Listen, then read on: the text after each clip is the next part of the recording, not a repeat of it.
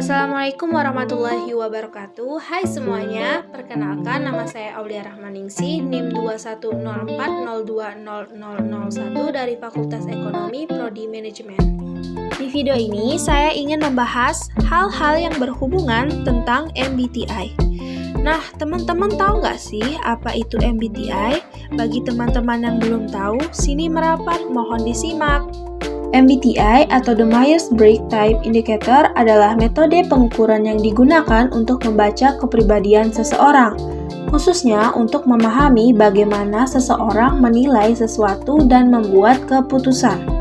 Sebelum kita lanjut ke materi selanjutnya, alangkah lebih baiknya kita mengetahui asal mula MBTI. MBTI awalnya dikembangkan pada tahun 1940-an oleh Catherine Cook Briggs dan putrinya Isabel Briggs Myers. MBTI sendiri dikembangkan berdasarkan tipologi kepribadian yang diciptakan oleh psikoanalis Carl Jung yang sangat menarik perhatian Briggs dan Myers. Briggs dan Myers berharap teori pengelompokan kepribadian ini dapat diaplikasikan dalam kehidupan nyata. Mereka mulai mengadakan riset dan pengembangan indikator terhadap tipe-tipe kepribadian agar dapat digunakan untuk memahami perbedaan tiap-tiap karakter individu saat Perang Dunia Kedua. Kemudian dikeluarkanlah tes kepribadian MBTI pertama yang disebarluaskan secara langsung oleh kedua pencipta kepada keluarga dan sahabat dekat untuk diisi. Kemudian MBTI bisa saja berubah seiring waktu, bisa dari faktor teman dan faktor lingkungan.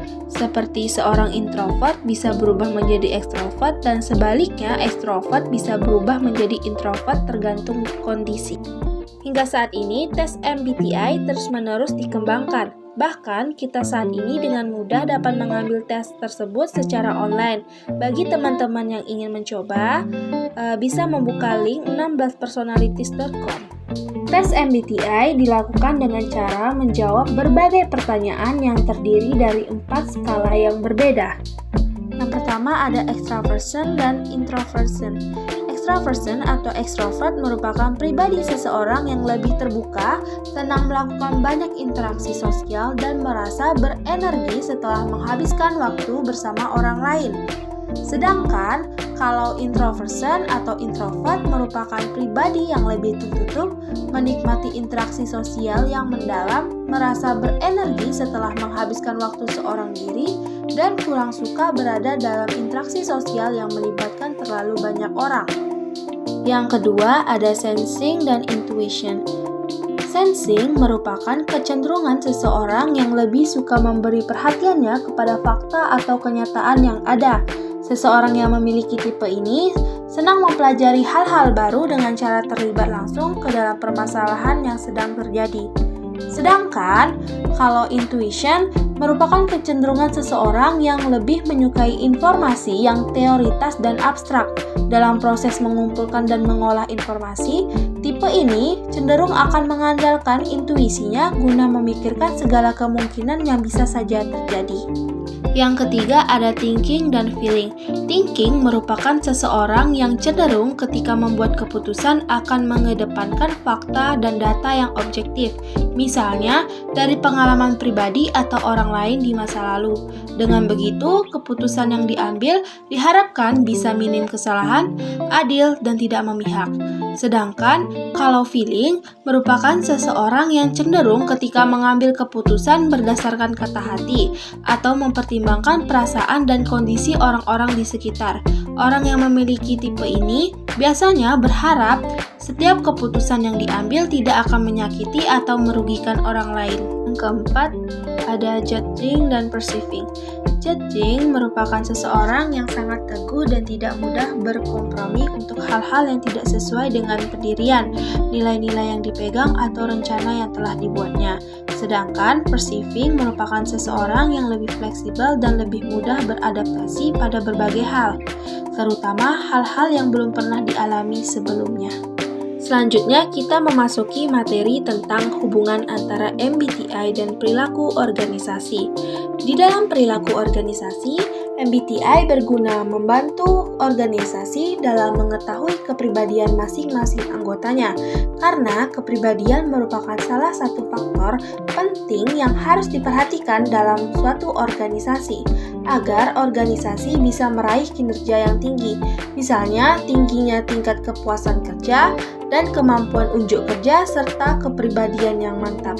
Dengan adanya MBTI, bisa membantu organisasi mengenali setiap masing-masing kepribadian anggotanya dan mudah menempatkan anggotanya di bidang yang tepat. Selanjutnya, kita memasuki tipe-tipe MBTI. MBTI memiliki 16 tipe, namun yang akan saya bahas hanya ada 4. Yang pertama ada INFP.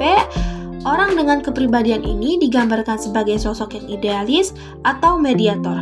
Karakternya cenderung tertutup, lebih pendiam, emosional, kreatif, dan didorong oleh nilai-nilai yang tinggi. Oleh sebab itu, mereka cenderung dianggap sebagai orang yang cool sekaligus berjarak. Pekerjaan yang cocok untuk mereka yaitu psikolog, penulis, dan sastrawan. Kemudian yang kedua ada ENFJ. Kepribadian mereka terkenal akan kemampuannya untuk menjalin persahabatan dengan hampir setiap kepribadian lainnya, bahkan dengan pribadi yang sangat tertutup. Biasanya, individu ini juga memiliki empati yang tinggi, sehingga ia sangat senang membantu orang lain untuk mencapai tujuan mereka. Berkat karakteristiknya, pribadi ini dijuluki sebagai sang protagonis. Pekerjaan yang cocok untuk mereka yaitu motivator bisnis, marketing asuransi, penulis buku motivasi. Yang ketiga ada ENTP. Individu dengan kepribadian ENTP ini biasa dikenal sebagai pribadi yang logis, cerdas, kreatif, dan paling suka berargumen. Berkat sifat-sifatnya tersebut, pribadi ini mendapat julukan sang pendebat. Pekerjaan yang cocok untuk mereka yaitu pengacara, insinyur, dan spesialis humas. Dan yang terakhir ada INTJ. INTJ adalah seorang introvert yang merasakan menggunakan intuisi, membuat keputusan dengan berpikir, dan melihat dunia luar dengan penilaian. INTJ adalah seorang analitis yang lebih nyaman bekerja sendiri dan cenderung kurang bergaul dibanding orang lainnya. Pekerjaan yang cocok untuk mereka yaitu akuntan, project manager, arsitek. Baiklah, sampai di sini saja penjelasan yang bisa saya sampaikan.